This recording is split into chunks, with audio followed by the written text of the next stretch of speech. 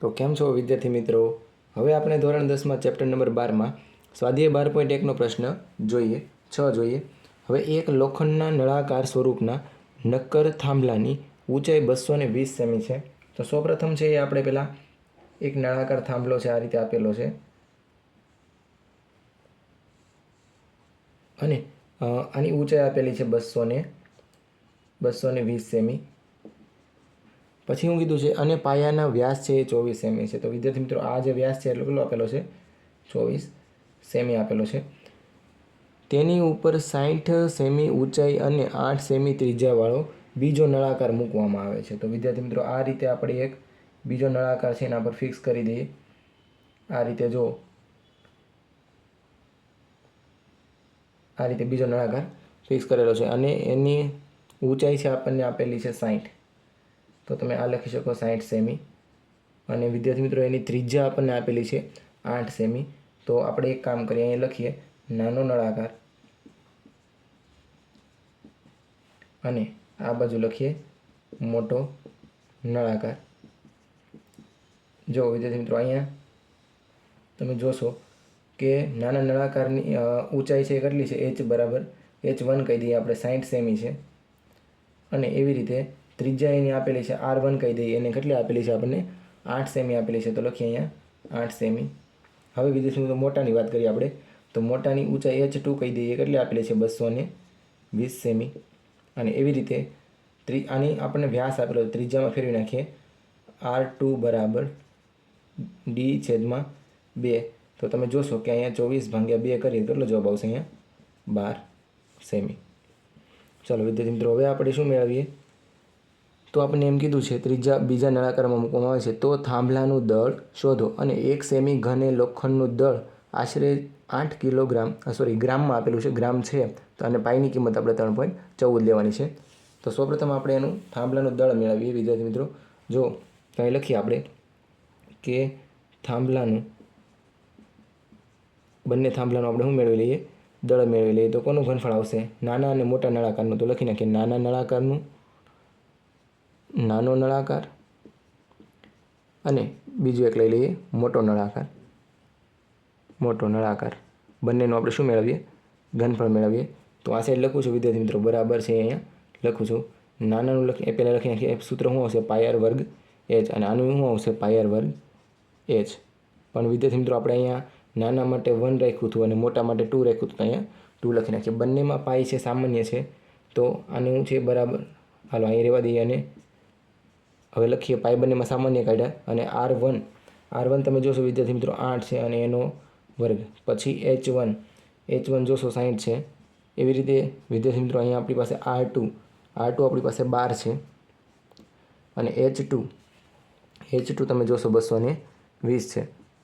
ચાલો હવે આપણે પાઈની કિંમત લખી નાખીએ 3.14 છે, પણ ભાંગે આપણે શું કરી નાખીએ? 100 કરી નાખીએ. 8નો વર્ગ આવશે 64 અને આથી જશે 60. અને વિદ્યાર્થી મિત્રો અહીંયા વર્ગ છે એટલે 12નો વર્ગ કેટલો આવશે? 144. એને ગુણ્યા કેટલા આવશે? 220.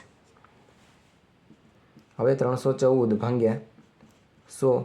અને જો અહીં વિદ્યાર્થી મિત્રો 6 ચોક 24 એટલે અહીં કરી નાખીએ 4, 2 આવશે 36, 37 ને 38 અને 0 અહીંનું લગાડી દઈએ. હવે અહીંયા આપણે ગુણાકાર કરીએ 144 ગુણ્યા 22 કરીએ અને પછી 0 લગાડી દઈશું. 2 ચોક 8, 2 ચોક 8 અને 2 એકા 2, 2 ચોક 8, 2 ચોક 8 અને 2 એકા 2. તો આ મળશે 8 ને 8 16, પછી વધી 1 8 ને 2 10 ને 1 11, વધી 1 એટલે 31 68 અને ઓલો 0 લગાડી દઈએ. એટલે બંનેનો સરવાળો કરો 31 680 અને ઓલોનો સરવાળો કરીએ એટલે 38 40. એટલે આ મળશે આપણને 0, આ 12, પછી 8 ને 6 14 ને 1 15, 3 ને 2 5 આવશે. અને આવું વિદ્યાર્થી મિત્રો આપણને ઉપરની સાઈડ મળશે 35,520. તો એ લખી નાખીએ 35,520 અને ગુણ્યા 314 ભાંગ્યા 100. હવે જો વિદ્યાર્થી મિત્રો અહીંયા આપણે એક 0 ઉડાડી દઈએ અને બંનેનો ગુણાકાર કરી નાખીએ. 314 પહેલાં આપણે આ રીતે લખીએ 35 52 અને ગુણ્યા સીધા કેટલા કરી નાખીએ? 314 કરી નાખીએ. અને પછી પોઈન્ટ છે ખસેડી દઈશું. તો પહેલાં 2 0 આવશે, 3 દુ 6, 3 પંચા 15, પછી 3 પંચા 15 ને 1 16, પછી 3 તેરી 9 ને 1 10, પછી હવે 1 0 ચડાવીએ, પછી 1 દુ 5, 5 અને 3 આવશે. હવે લઈએ 4નો વારો લઈએ, તો તમે જોશો 4 દુ ને 8, 4 પંચા 20, પછી 4 પંચા 20 ને 2 22, 4 તેરી 12, 13 14, એટલે આવી રીતે આપણને વિદ્યાર્થી મિત્રો 8 2, પછી 6 ને 5 11, 12 13, પછી આ મળશે 5 ને 5 10 ને 4 14 ને 1 15, પછી બધી એક આવશે 6 ને 3 9, 10 ને 1 11, અને આવી રીતે વિદ્યાર્થી મિત્રો આપણને જવાબ મળશે 53 28. અને વિદ્યાર્થી મિત્રો 1 પોઈન્ટ હતો એટલે 1 પોઈન્ટ ખસેડી દઈએ. એકવાર વેરીફાઈ કરી લઉં છું. 8 2, 6 ને 5 11, 12 13, પછી 5 ને 5 10 ને 5 15 નો પાછલો વધી 1, 6 ને 3 9, 10 11, 1 અને અહીંયા એક આવશે, અહીંયા આવશે, પછી પાછા 1, એટલે આવું મળશે આપણે વિદ્યાર્થી મિત્રો ઘનફળ અથવા તો એનું દળ. સેમી શેમાં આપેલું છે? સેમી, તો અહીંયા આવશે સેમી ઘન. ચાલો વિદ્યાર્થી મિત્રો, હવે તમે પ્રશ્નમાં જોઈ શકો છો. અને જો વિદ્યાર્થી મિત્રો તમને આ દેખાતું ન હોય તો એકવાર છે અને વિડીયોની ક્વોલિટી તમે વધારી દેજો એટલે દેખાશે.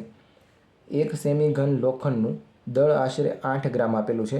તો આપણે હવે અહીંયા લખીએ, અહીંયા સુધી આને રાખીએ. હવે અહીં લખીએ આપણે 1 સેમી ઘન લોખંડનું દળ આશરે કેટલું આપેલું છે? 8 ગ્રામ છે. તો વિદ્યાર્થી મિત્રો આપણને જે જવાબ મળ્યો છે સેમી ઘનમાં આપેલું છે, અને કેટલું છે? 111 53 2.8 લોખંડનું દળ, એ પણ સેમી ઘનમાં જ છે. કેટલું થશે? ત્રિરાશિ મેકી છે વિદ્યાર્થી મિત્રો. હવે એક્સનો ગુણાકાર આપણે 1 સાથે કરશું અને આનો ગુણાકાર આની સાથે, એટલે આ સાઈડ હું ડાબી સાઈડ છે એની ગણતરી કરી નાખું છું. તો જો વિદ્યાર્થી મિત્રો આ રીતે અહીંયા એની ગણતરી કરું છું. સીધો એક્સનો ગુણાકાર આની 1 સાથે કરીએ એટલે શું આવશે? એક્સ આવશે. પછી આખાનો ગુણાકાર આપણે 8 સાથે કરી નાખીએ, ગુણ્યા 8. હવે વિદ્યાર્થી મિત્રો 8ને ગુણી નાખીએ એટલે આપણો જવાબ આવી જાય. 88 અહીંયા કરીએ 64, 6 આવશે, 8 દુ 16, 16 ને 4 20 ને 2 22 થશે, એટલે અહીં વધી આવશે 2, 8 તેરી 24, 25 26, એટલે વધી આવશે ફરી 2, 8 પંચા 40 ને 2 42, પછી વધી આવશે 4, પછી 8 એકા 8, 9 10 11 12, પછી વધી આવશે પાછી 1, 8 એકા 8 ને કેટલા થઈ જશે? 9 અને 8 એકા 8, એટલે વિદ્યાર્થી મિત્રો આપણને આવું મળશે. અને પોઈન્ટ છે એક આપણે બાકી ખસેડવાનો, એટલે કેટલા આવશે? અહીં 1 પોઈન્ટ ખસેડી દઈએ. અને આ મળ્યું આપણે વિદ્યાર્થી મિત્રો ગ્રામમાં. અને જો હજી આપણે આને કિલોગ્રામમાં ફેરવવું હોય તો 1000 વડે ભાંગી નાખીએ એટલે 3 પોઈન્ટ ખસી જાય. અહીંથી 1 2 અને 3, એટલે આ જવાબ કેટલો આવશે? 892.2624 કિલોગ્રામ. ચાલો વિદ્યાર્થી મિત્રો, આ આપણને અહીંયા સુધીનો આ જવાબ તમારો આવી ગયો છે જે આપણને પ્રશ્નમાં માંગ્યું હતું. ચાલો હવે પછીનો પ્રશ્ન છે 7 એ આગળના લેક્ચરમાં જોઈશું.